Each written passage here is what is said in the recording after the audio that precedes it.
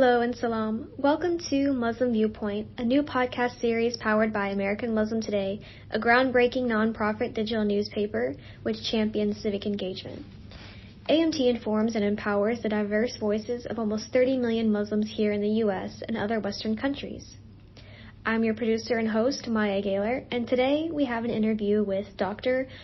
Zulfiqar Ali Shah, who is the Executive Director of the Fiqh Council of North America and Director of Religious Affairs of the Islamic Society of Milwaukee. He recently published his book entitled Islam and the English Enlightenment, The Untold Story, about the connection between Islamic scholars and the great figures of Europe's Enlightenment era. My name is Zulfiqar Ali Shah. I got my PhD from University of Wales, UK, and my master's and bachelor from the International Islamic University, Islamabad. I am the current Executive Director and Secretary General of the Fiqh Council of North America and former President of ICNA and Sharia Scholars Association of North America. And I am also the current Religious Director of Islamic Society of Milwaukee in Wisconsin. So, your most recently published book, Islam and the English Enlightenment, it's about, obviously, how the Islamic society influenced, the European culture during the Renaissance era. Oftentimes, misconstrued. People don't really know about this time in history. So, how did you discover this connection in between these two worlds? And then why did it inspire you to go on and write this book? When I went to do my PhD in the University of Wales, I was told by my teachers, especially in Islamabad, that there were so many Islamic or Muslim manuscripts in the Bodleian Library, Oxford, and the Rare Books Library in Cambridge University, and that in the 17th century, England was a poor island without much of state building, schools, colleges, and universities, and there was not much of science, technology, democracy, or human rights in Europe as well as in England. And the Muslim empires, the Mughal Empire in India, the Ottoman Empire in Turkey, the Persian Empire, and the Marakesh Caliphate or the Marakesh Sultanate, or you can call it kingdom, they were the dominant empires of that time. And the English went and started working in the Ottoman Empire and the Mughal Empire, and that's where they discovered a lot of books in mathematics, in astronomy, in chemistry, which was called chemia at that time. They brought those books into England, translated them into Latin and English, and they started teaching many parts of these books in the Oxford University, Cambridge University, and from the King of England to the elites of England, all of them studied these books. And this is where what they call the early English Enlightenment started. So that's where, when I looked at these Muslims' manuscripts in the Bodleian Library, Oxford, or in Cambridge, I started making the connection between the Islamic world and the English world. So many big names of the early English Enlightenment, like John Locke, Isaac Newton, Robert Boyle, Henry Straub, I found out that their teachers went to the Ottoman Empire, like in Istanbul, in Aleppo, in Cairo, brought many of the Muslim scientific manuscripts from there, translated them into Latin, and taught their students like John Locke, Isaac Newton from them. So this way, England, or what we call the Western world, was introduced to Muslim knowledge, Muslim sciences, and Muslim technologies. And then they developed it further. And for the past 3 centuries, they are at the pinnacle of science and technology. And right now, the Muslim world is borrowing from them. But in the 17th, 18th century, the situation was totally different. It was the Muslim world which was the lender, and European world was the recipient. And right now, the Muslim world is the recipient, while the Western world is the lender. Right, exactly. And that's, I kind of want to touch on that more a little bit later, but right now I'm going to ask you, why do you feel this was important enough for you to write this book and to speak about it and to make sure that people know about this connection between these two worlds? Because when we look at the modern civilization, we are told that this is the pure product of Judeo-Christian religious faith traditions, and especially after 9/11, Islam is excluded from any sort of civilization or from any sort of modernity, and especially any contribution to what we call the modern world. And Islam is connected with totalitarianism, with barbarism, with backwardness. And when I was growing up in Pakistan and went to study science, in the books of chemistry, biology, physics, or intellectual history, there was not much of a mention of Islam or Muslims' contributions to modernity. So a sort of quite, I would say, everything connected with Islam was totally obliterated from the modern history. So as a student of knowledge, I was curious that Allah subhanahu wa ta'ala has revealed this Islam as the biggest favor of Allah, and how could the Muslims be so backward, or how could Islam be the source of darkness and backwardness and not the source of enlightenment or modernity? So the journey began when I was a student of college, and then I have been pursuing this topic from that time on. And this is the outcome of my 30 or 40 years of research work, that it is the Muslim world which is the source of backwardness right now. It's not Islam, because Muslims have taken those aspects of Islam which are mostly connected with rituals, which are kind of inward, but Muslims are not focusing upon the outward, or you can say the universals of this existence. But when you look at the Quran tells you, "Inna fi khalqi samawati wal ardi wa ikhtilafi al-layli wan nahari la ayat," that in the creation of the heavens and the earth, there are ayat of Allah. So in the book of creation, there are ayat, as there are ayat in the book of Revelation, which is Quran. So the Quran, the ayat of the Quran and the ayat of the Kaun, the ayat of the universe, they are compatible, because the source of both of them is God Almighty, Allah subhanahu wa ta'ala. So a Muslim's iman or faith is not complete without combining both the signs of Allah in the Quran and the signs of Allah in the book of the universe, which means reason and revelation.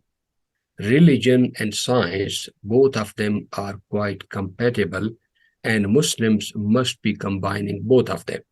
But unfortunately, in the Muslim world right now, our focus is just upon the ayat of the Quran, and that is also very literal. We do not reflect upon it. We do not connect it with the signs of Allah in the universe, which means we do not focus on the science based upon our religious convictions. So this is what is the pain in my heart. I want the Muslim world to know that Islam is both religion and education, religion and science, deen and dunya. And they need to focus upon both of them. And the Prophet ﷺ preferred the dua, Rabbana atina fid dunya hasana wa fil akhirati hasana. That, oh Allah, give us the best of this dunya and the best of the life hereafter. So this dunya is the mazra'atul akhirah, is the cultivation which will determine our success in akhirah. So we cannot just ignore the material aspect of life. We cannot ignore the material success and say that we are successful in the hereafter. So we have to combine both the material success and the spiritual success.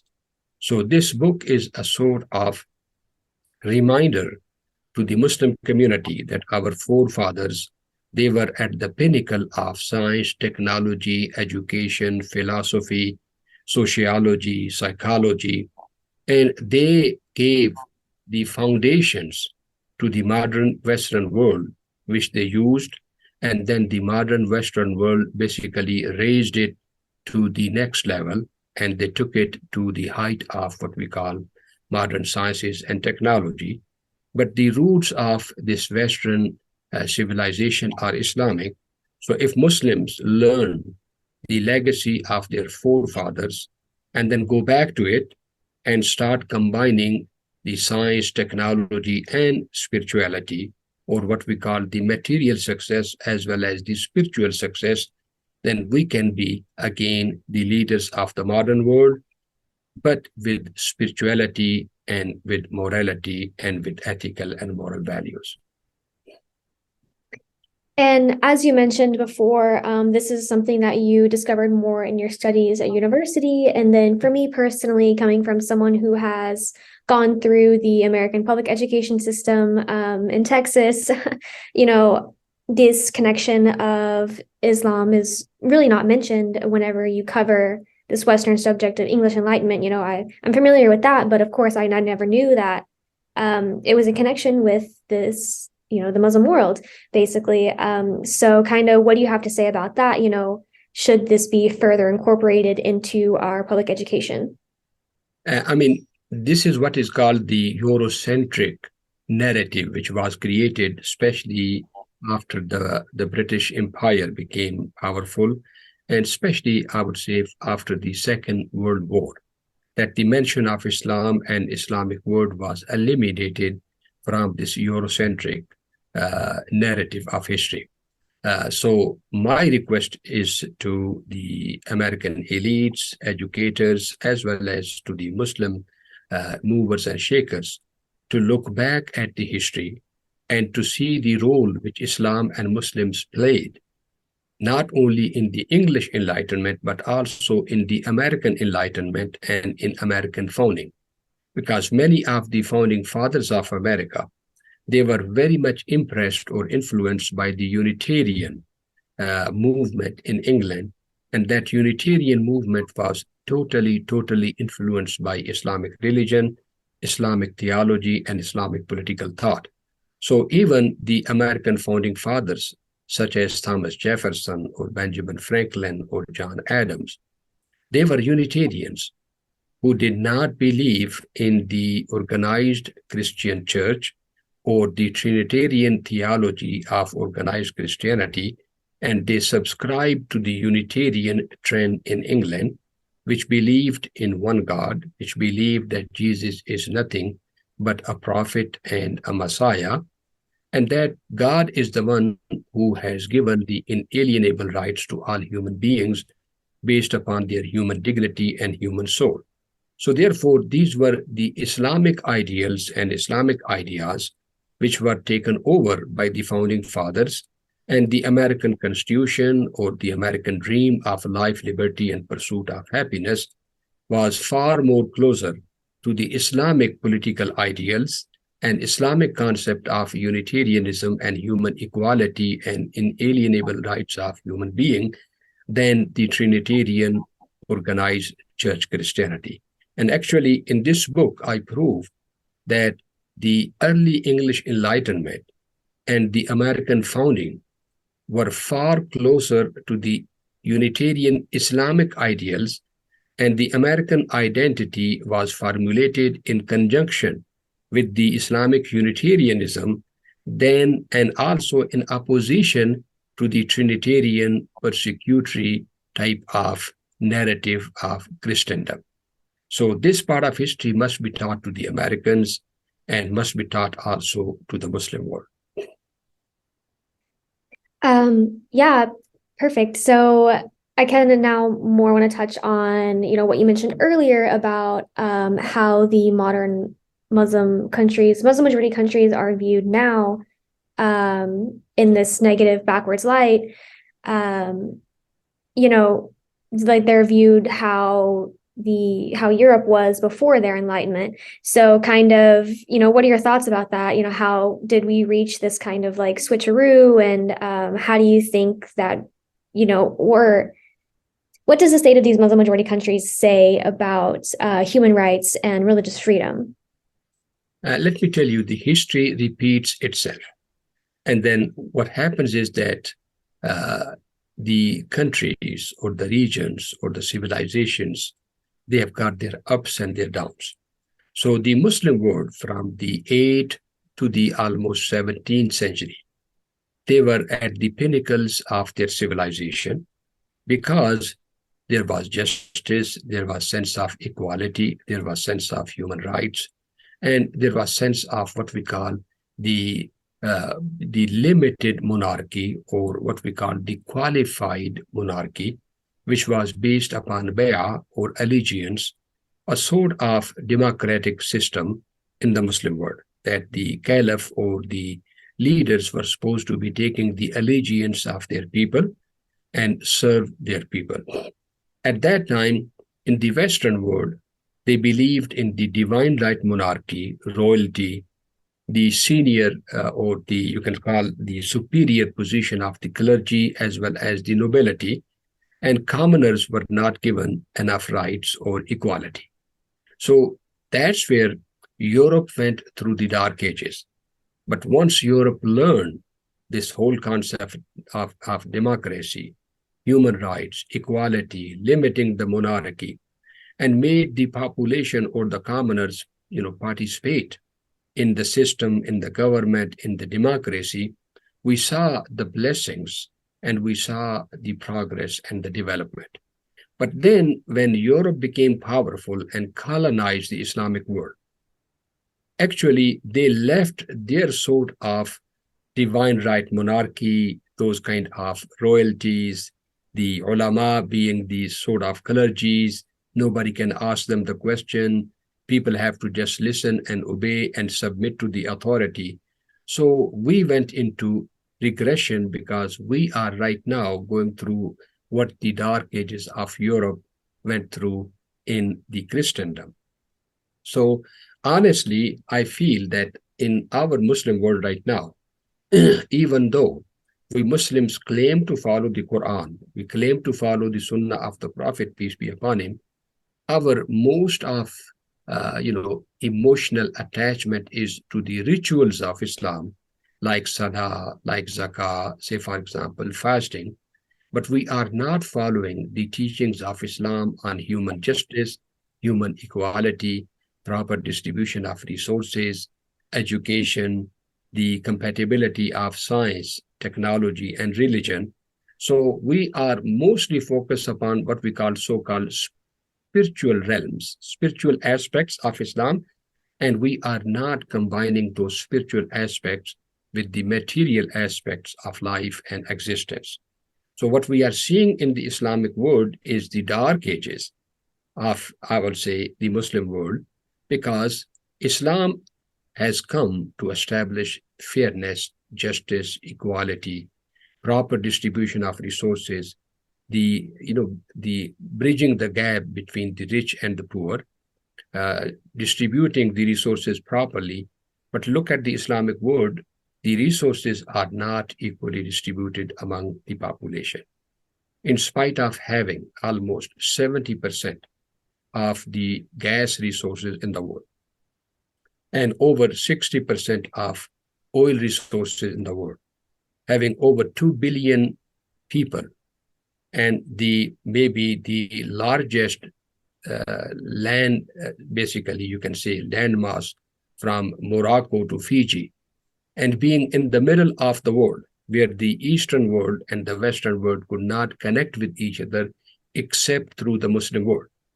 In spite of all of these resources, you will see that 50% of poverty sits in the Muslim world.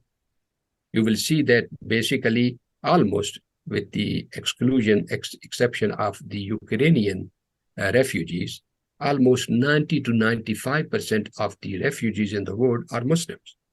So it tells you that there is something wrong with our political system, with our educational system, with our social system, and the resources are not, you can say, minimum in the Islamic world. There are a lot of resources, but their distribution and their usage is not proper. So this is what makes us really, poor or mismanaged, or I would say the main source of that is the political corruption and the financial usurpation. Well, thank you so much for your insight. I don't have any further questions for you today, unless you would like to add anything about the subject or just anything related. I would say that please look at the book Islam and English Enlightenment, The Untold Story. I have done some of the presentations in your Dallas area, in some of the other areas. Have a look at those presentations. Read the book, share it with your youth, with your brothers and sisters, and also with your American neighbors. Because the American neighbors, once they know is that Islam was a power, Islam has contributed a lot to the early English Enlightenment as well as to the American Revolution, and the foundations of modern civilization or the American civilization, the intellectual foundations are more Muslim and Islamic than anything else. So they will start respecting Islam, respecting Muslims. And I will also like my Muslim youth and my Muslim brothers and sisters to read the book and find out for themselves that Islam has been contributing to the Western civilization from the early 13th century Renaissance. Then Islam has been part and parcel of what they call the scholastic movement in the Western world, the humanistic movement in the Western world. And Islam was part and parcel of the 16th, 15th century Italian Renaissance. And Martin Luther, the founder of Protestantism, or you can call it the Protestant Revolution or Reformation, Islam was used in so many ways to come up with these Protestant theology and Protestant concepts. So Islam was at the position where it was lending its resources and its intellectual concepts to the Western world from the 8th to almost 17th, 18th century. And right now, Islam is in a weaker position, Muslims are in a weaker position. That does not mean that they will stay in this weaker position for a long time.